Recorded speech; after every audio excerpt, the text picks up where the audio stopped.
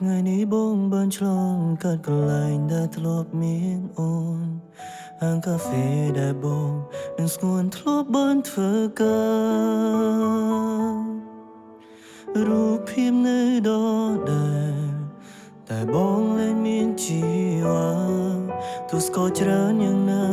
ដែលមានអារម្មណ៍ថាផ្អែមជឿបងទេបើសិនបងប្រាប់ថានៅស្រឡាញ់តាំងពីអូនចាចេញបងរស់គ្មានក្តីសុខទេមានវិញបដិងសារីធ្វើឲ្យបាត់បង់មាសមេគុំហមបងទេទើបធ្វើឲ្យយើងបែកគ្នាបងเป็นជាចង់អបអូនឲ្យបានបន្តផ្លូវចិនបងខ្សែក្រោយពេលគ្មានស្ងួននៅចិត្តបន្ទុំ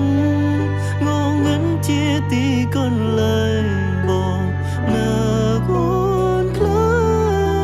សំបីអសពក៏ណា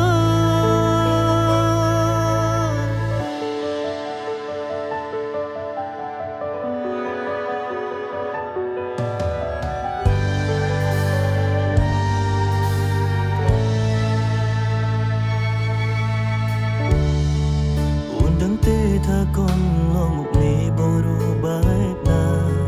ថ្ងៃឡើងទៅធ្វើការយប់ឡើងបងគេងនឹកអូនធ្លាប់គិតថាចង់មានថ្មីដើម្បីបំភ្លេចមកស្ងួនតែបេះដូងអង្រួនប្រាប់ថាធ្វើចិត្តមិនបានបងពេលជាចង់អបអូនឲ្យ